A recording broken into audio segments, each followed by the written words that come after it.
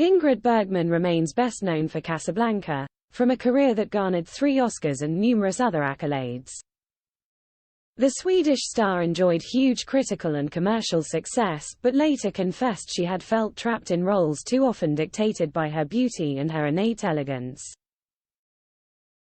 One film could have changed everything, and she later told her daughter Isabella Rossellini how deeply she regretted passing on it for 2 reasons. However, she may have been rather unaware of how gruelling and traumatic it would have been, driving the star who took the role to medicate herself daily, while Heston also suffered greatly. Indeed, it's almost impossible to believe she might have taken the role shown below in 1968's Planet of the Apes. Humphrey Bogart might have said something rather stronger than "Here's looking at you, kid" had Bergman been transformed into the chimpanzees era. But Rossellini said that her mother badly regretted turning down a part in the Planet of the Apes franchise. She was astounded at how well it had turned out. "I know she was tired of playing roles which would allow her to discard her regal bearing. I think she realized that all those putty muzzles the ape actors would have liberated her from her image in an instant. But she hesitated, the part went to someone else, and she and Charlton Heston never again came as close to working together." Back in 1951, Kim Hunter won the Best Supporting Actress Oscar playing Stella opposite Marlon Brando, in A Streetcar Named Desire. She would play ape scientist Dr. Zira in 3 movies, although her experience on the first was harrowing.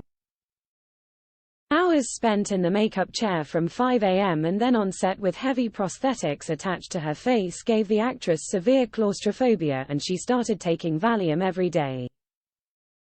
When she tried stopping, her makeup artist threatened to quit because she became so frantic and impossible to work with. She also had to smother her face in Vaseline every night because the glues used were stripping her face red raw. To stop the makeup and prosthetics being affected, actors had to use long cigarette holders and could only ingest liquids through a straw. No food was allowed. Hunter stopped eating at all during days on set. Hollywood Hardman Heston, meanwhile, was facing his own battles. He was actually ill with heavy flu for much of the shoot, but the producers liked the way it made his voice gruff, so insisted he keep filming.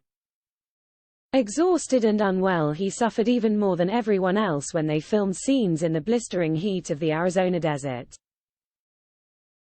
Many of the cast and crew fainted, including director Franklin J. Schaffner. It wasn't just Bergman who turned down the film. Famous stars like Ursula Andress and Raquel Welch passed on the part of human slave Nova. The role eventually went to Linda Harrison, who was producer Richard D. Zanuck's mistress at the time, and later became his wife.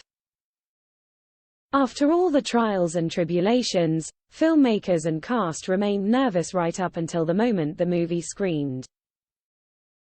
Heston had believed in it from the start, touting scene sketches around Hollywood for years, while nobody showed any interest. In the end, it was a huge box office and critical smash. Against a $5.8 million budget, it banked over $33 million in the US alone.